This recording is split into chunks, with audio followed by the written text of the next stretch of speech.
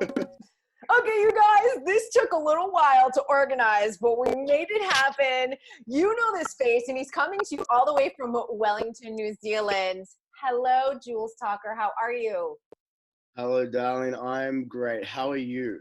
I am surviving quarantine. I keep telling everyone, I'm like, I'm a little bored. I'm a little stir crazy, but honestly, at the same time, I'm glad I'm safe. Yeah, for sure, for sure. I'm in the same boat. It's getting a little bit crazy. It's been up and down for me. It's been really crazy. I literally jumped up within 24 hours and left LA and flew let's to New talk Zealand. about that, because you had Dancing with the Stars New Zealand coming up ahead, the new season, which is on pause right now. But talk about like why you had to do this, how it all happened, and that crazy journey. Yeah, so I came before everyone was locking down. I had a call from my producers and everything, and so they were like, "Can you come to New Zealand early because we have to put you into isolation for 2 weeks. You can't see anyone, you can't do anything, you can't even basically step outside." So I was like, "Oh damn, okay." So I literally packed my bags within 24 hours. Might have been even less than that. I think it was the morning of, and I flew out that night, and it was three weeks early from when I was meant to be leaving. So packed up, got Blitz, my dog, off to my friend. Like everyone like helped me get ready and get out of LA. And then came to New Zealand, went into isolation. So went into the hotel, not allowed to see anyone, not allowed to have contact with anyone. There's a whole floor dedicated to people in isolation. There's only 2 of us in there, but At the there's hotel. one whole floor. Yeah. So room service wouldn't even allow to have contact with us. They had to leave things outside the door, knock, and then run off. And then we could bring in the food. Like we weren't allowed to talk to anyone, or being it was really quite strict, which is great. Oh yeah, it was a great thing to do. And then the country went into full lockdown and the hotel closed. So I then had to get the show got like an Airbnb, but there's no taxis. So literally we're pushing like all my bags and stuff down in the middle of Auckland City, down the road. Like I'm keeping 2 meters distance from the bellboy guy who's helping me take all my bags over to the new Airbnb. It was just like, how far away was it? I mean, was it like half a mile or something, or? It was probably like a 10-minute walk, 15-minute walk. It wasn't too bad. Thank God. But there's no taxis. There's nothing happening because when all the hotels started closing down, only Airbnb was available. So then I've been hanging out there and stuck in Auckland, and I've just been able to come and see my actual family in Wellington now before I fly back to LA next week. Okay, so at what point after you were in isolation did you find out that they put the season on pause? Like 2.5 weeks, 3 weeks, 2.5 weeks. Yeah. So, which Camilla as well, who's our other judge.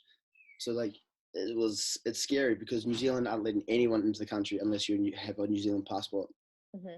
So then I was like, well, what's Camilla going to do? She's one of our other judges. I was like, how is she going to get into the country? And so it was kind of good that everything went on pause and hold, because it was going to end up like a nightmare. Like we canceled the audience first of all, so we were going to have no audience, which Australia did as well. Mm-hmm.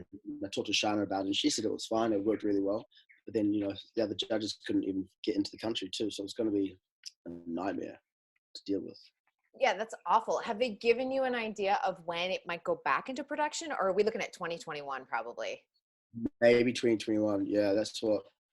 Right now, they're just saying it's like off completely right now. Yeah. But everyone was in rehearsals. Like all the cast were ready to everybody be training. Everything was ready to go. Like, so who knows? Maybe once we come out of this, New Zealand, we have 4 different levels. We've got 1, 2, 3, and 4, and every time, so we go down, we drop a level to level 3 on Tuesday. Mm-hmm. So that means that you can more businesses will open back up. Not everything, but just like slowly the country will drop from level 4, level 3, level 2, level 1, and then by the time you get to level 1, it's back to normal basically. But that's probably a couple months away. So once we get down to that level 1 again, maybe they'll look at bringing the show back.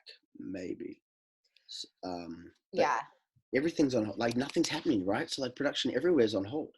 Everywhere. In fact, I went and spoke with someone today who was working behind the scenes on The Masked Dancer, which was coming to Fox. They were about to go into production, and they feel like a lot of the dance competition shows, and this is just their opinion, but they work behind the scenes, they feel like it's 2021 for all of them. They feel like, especially with dancing, where you have to be physically close to someone.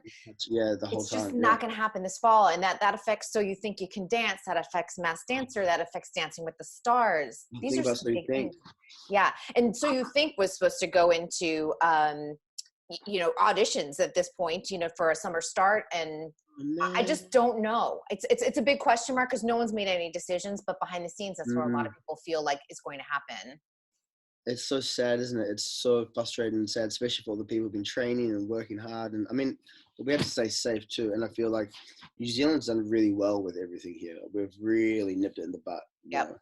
And I just hope people in America are going to stay home and stay doing that as well. I think people are getting a little frustrated and antsy because it's been, we've had a heat wave here, and this weekend at the beaches in Newport, you saw it. Oh yeah, it's like 98 degrees here. It's so hot. Oh my God. Newport Beach, people are like packed and they're hanging out. And I'm like, seriously, I don't want to be stuck here until Christmas. I don't.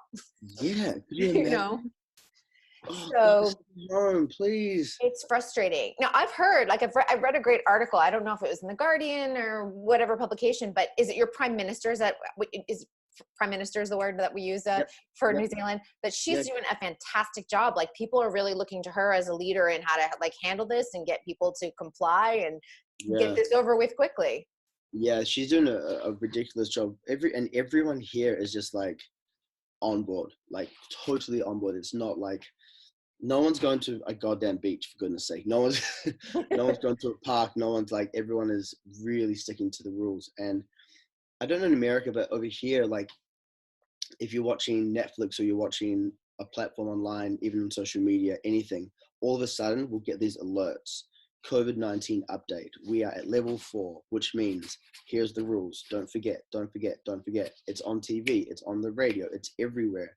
Do they have it in America? Are they doing that? No, not at all. You are reminded constantly all day that we are at this alert level 4, which there are all these guidelines and all these rules, and it's the strictest one. And so I see these things each day and I'm going, God, they're doing such a good job and reminding people, and just like it's always popping up on your news feed on somewhere that we're at level 4, stay socially distant, stay away from people, la la la. And it's a long weekend this weekend. It's Anzac Day this weekend, so we have Monday. It's meant to be a public holiday. I feel like we've been on public holiday for freaking 2 months, but I know, the longest vacation we've all been on, not going anywhere. Without going anywhere. So they pushed it even another week. We're meant to come out of level 4 to level 3 on Thursday, but now we're coming out on Tuesday. But it's worked here. They've done a great job, and they've done it like that. So it makes a huge difference, because that's the other problem in the US is that all 50 states have different stay-at-home orders. In Los Angeles in particular, we're May 15th, but that doesn't stop Orange County from being April 30th right now. So are you joking? Of course. It's all over the place. So you have Virginia, they're June 10th. You have Florida. My mom's in Georgia. Friday. They started opening up, and if she wanted to go to the hair salon, which she's not, she could have gone to the hair salon. You can go to the bowling alley in Georgia right now if you want to. Come on, no way. And then on Monday, they're opening movie theaters, and I'm like, what are they opening? There's no movies. There's no movies coming out. No, there's nothing. And AMC was literally like, we're not opening up until there's a new movie. And the first new movie that is currently scheduled, I think, is like mid-July. So. Oh my gosh. I know. It's actually, you know what I can't believe Florida though, with the beaches and everything going on. Jacksonville, yeah. Oh, it makes me so sick and sad to hear that. It's scary. Well, it's worrisome because the South actually hasn't hit their peak yet, and they're already opening up. California, we're kind of in the middle of our peak. No. Oh my God. Georgia and Florida are still peaking. Oh, that's scary. I had to stop watching TV and the news because I just kept getting really like a little bit down about it. I was like, God, it was getting a little bit tough to listen every single day to like always the same not the same information. But so I just call my friends or text my friends or look online and get the updates from everyone else. That's why I'm like, what? What's going on? It's better. I mean, honestly, you open up Twitter, and I shut down Twitter sometimes because I'm like, I can't listen to all of this all the time. I don't listen to press conferences. I'll get the highlights like off of Apple News, and I'll go, okay, I know what I need to know. Yeah. And then that's it. And it gives me a whole different type of list. I get everything from, you know, The Guardian and CNN and Washington Post. Like, you get them all. It just gives you the highlights. You just run down and you go, great. Yeah. I didn't think about that. That's a good idea, actually. Yeah. Otherwise it's too much. And then it's just always on your mind, and you're always thinking about it. And then it's tough, I think. So people have to be really careful about that, not listening too much or watching too much news is overbearing, I think. Yeah, mentally, your mental health is so important in a situation like this too. Oh yeah, massively. That's what I get worried about. Let's talk about something fun. Let's talk about Dancing with the Stars. I want to know, because you know, what's the difference between the U.S. version versus the New Zealand version, if we were to look or watch the show? Oh my god, what's the difference? Well, actually, people in America, like, you know, like Rashad and stuff. Yeah, I used to live with Rashad and a few other of my friends of the celebrities in America think that New Zealand have celebrities from America on the show. And I'm like, no, they're not international celebrities. They're the celebrities from our country only. Mm-hmm. And so people are like, well, who are they? I'm like, well, they are like just the same as American like celebrities, but like they're from New Zealand. So we've got like sports stars and actors and comedians and news presenters and, you know, all different walks of life on the show. So first of all, the talent, the celebrities are all based and from New Zealand. People think they're international, or we bring them in from overseas, but they're not. They're from here. You know, we're a country of 4 million, I believe. Dad, 4 million? 5 now. Just under 5. You've grown. That's your room. And you know what I'm really proud of is that we have about 2 million watching the show in New Zealand. Wow. So the numbers are really, really high. Also, there's probably not much going on here, so it's the only show on TV. So we get really, really strong, great ratings, and a lot of people tune in. And what's also different probably here, just in terms of like America, the set is so huge, and I love the new set in America. I love that look. Do you love the new set? What do you think? I liked it too. When I saw it in person, I loved it. A lot of viewers didn't like it at home, but I'm wondering if it looks more majestic to the human eye than it does when you watch it through your TV screen. That's what I was thinking. Maybe you're right, actually. I loved it. Ours is very traditional, classic, and a lot more, you know, stripped back. We don't have budgets of money like the US and England do, you know what I mean? Mm-hmm. But in saying that, it still looks great on TV. You know, our audience, we just got one floor. We don't have 3 levels like the US do. Right. Unfortunately, we just have one floor. Hopefully, they're going to try and put in a mezzanine. They were going to this year, I believe, to get more audience in, because everyone wants to come in and watch the show. But it's such a great show to watch live. It's so great. It is. It's so fun, and it's so fun, and we have a ball in there too. And that's another thing in New Zealand. I think it's actually more fun when the New Zealand show on set than the American one was, because maybe there are so many people. It's so much, and in New Zealand it's more intimate and it's more, I don't know, it's a lot of fun. I actually really enjoy going out early, and we have a banter with everyone, and we have a lot of fun.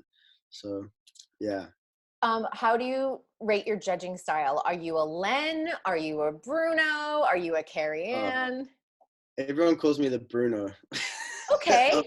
I could totally see that. I mean, I've worked with you. I know. I'm the Bruno with the Len information. I like that. That's a good combination. So, yeah. So I went in, you know, into the show a few years ago wanting to be able to give information, educate, have fun, and go in and out of like something that they can take away, you know what I mean? So like give them a little bit of something to work on, give them critique on their performance, and then also have fun at the same time. I stand up and I demonstrate and I show stuff all the time. I don't just stand up for the sake of throwing my hands like someone might do, but I stand up and I will demonstrate and I'll show things, and and I have a lot of fun. Like, I stood on the judges' table last year. I don't even know if anyone's ever done that before.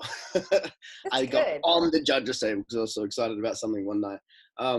So yeah, I make sure we have a lot of fun as well.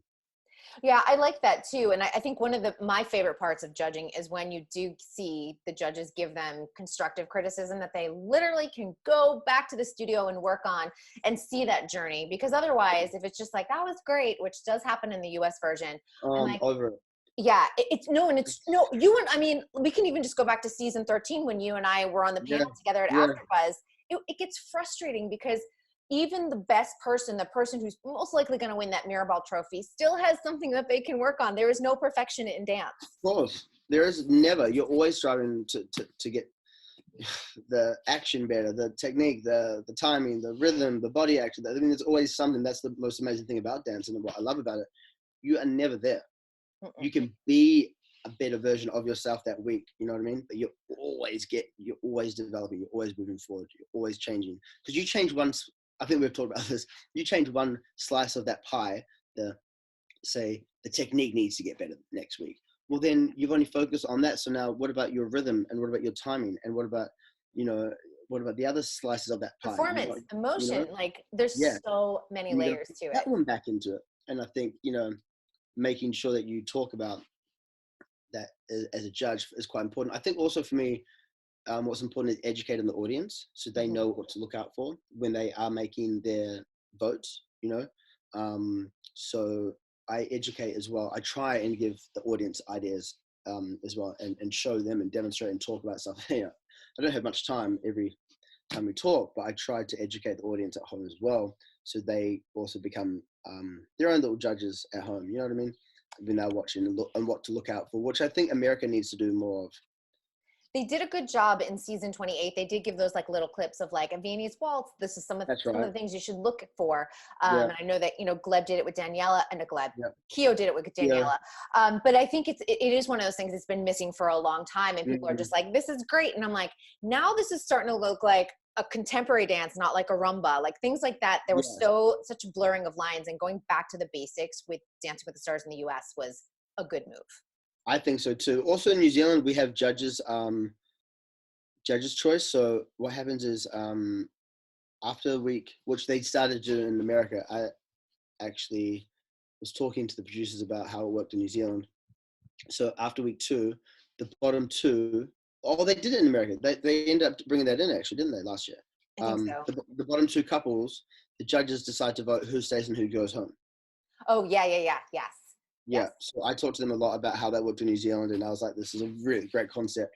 You need to really make sure you do it, because it keeps some birds. It keeps the integrity as well of the show at quite a high level, because the judges are the ones who decide if you have 2 really good people in the bottom, or even if you're a really good person and someone who isn't so good, and as a judge, you want to keep that person who has been working really hard, for example, to keep going through the competition, whereas the people at home might send them off.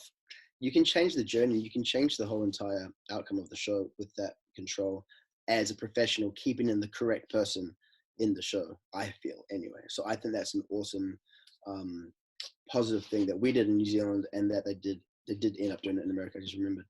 Yeah, and So You Think has done that for years, where the judges have the final say, because at the end of the day, it does become a little bit of a popularity contest. And, So You Think always says it's America's favorite dancer, not America's best dancer. And I'm like, the more that Dancing with the Stars sort of like reshapes that, it's America's favorite couple that's winning, the better off it is too. But having that little bit of control through the journey does switch things up a little bit. Yeah, I think it's important. And then they get to dance off again. Yeah, we call it the dance off. So they get to dance off again, which sometimes completely switches. When you get that pressure that you have to get up and dance again to save your life, or basically save your journey, save your life in the show. Dance for your life. Sometimes can switch to survival mode in your brain, right?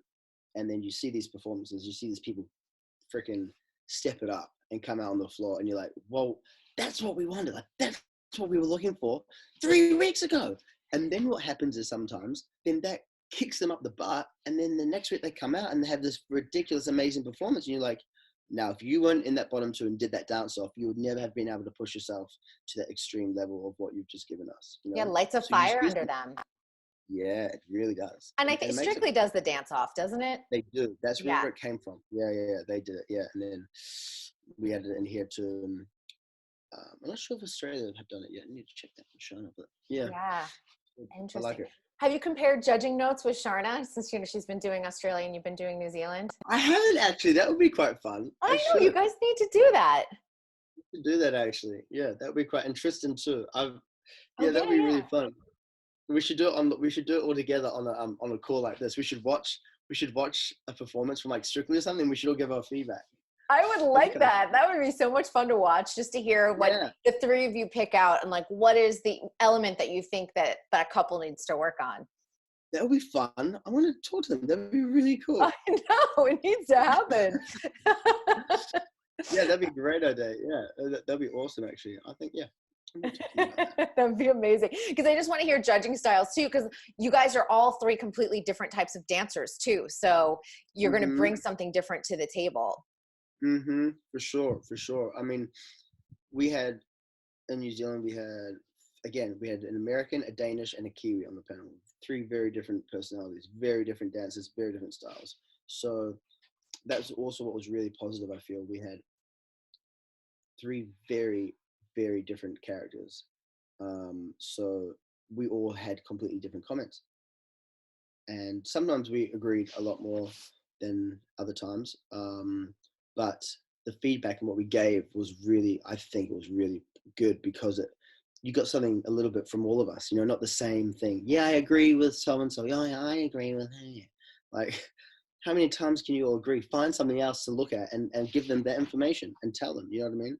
100%. I hate it when people agree, because that doesn't make for an interesting show. I mean, it's why I had Suri and Jake on a few weeks ago, and I was like, you know, it's just like remembering like what we all did on the AfterBuzz panel. It was great when people didn't agree.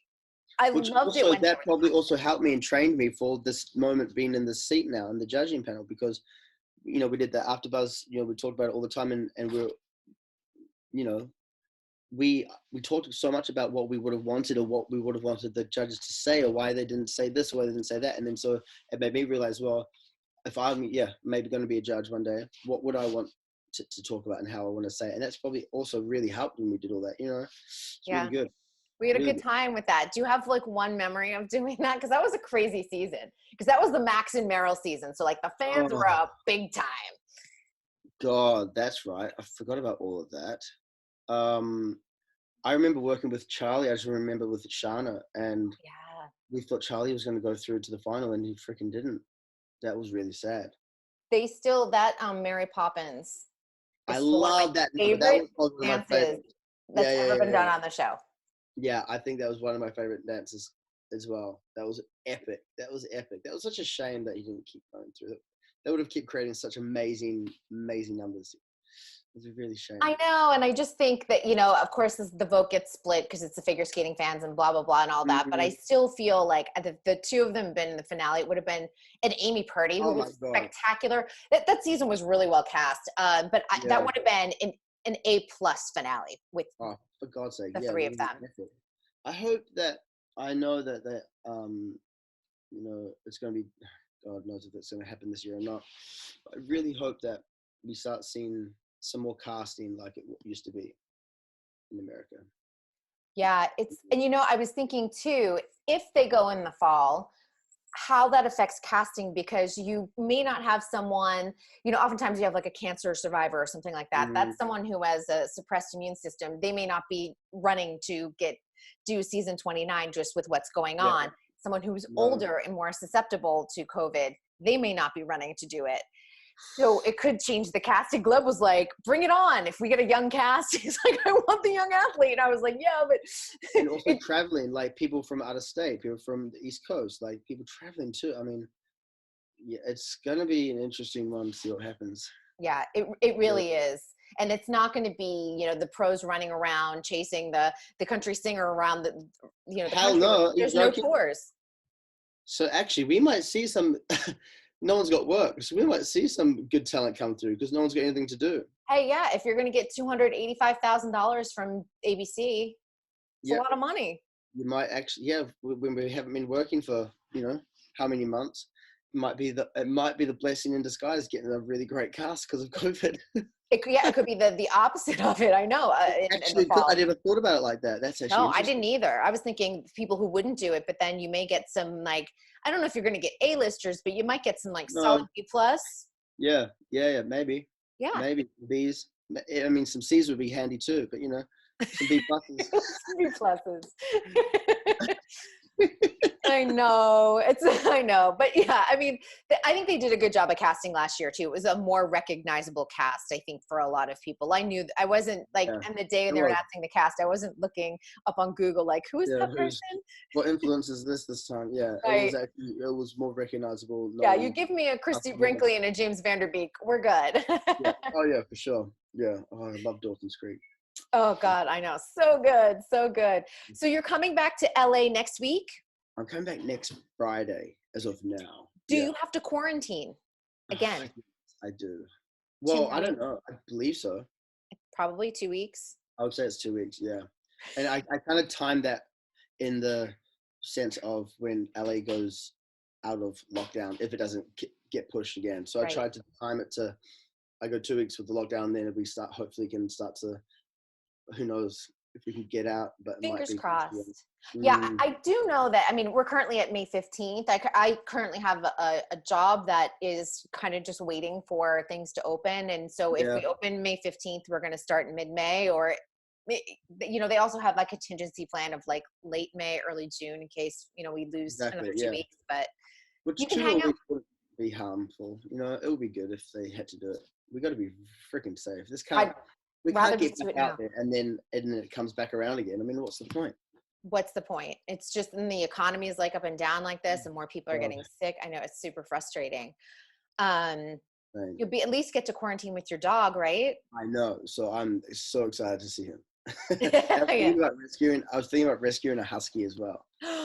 This is a good time to foster and get introduce another animal to the house. We're closed. Our zoo has 2 cats, so I was like, our zoo is closed, but if I had more room for a puppy, I would take one in. Oh, I know. So I'm gonna have a look online and see maybe my dad's going, yeah, I need another dog. But then your puppy has a buddy, which is always great. They love that. Exactly. And right now there are so many big dogs apparently up for adoption. The little ones are being taken, but people are not taking the big dogs.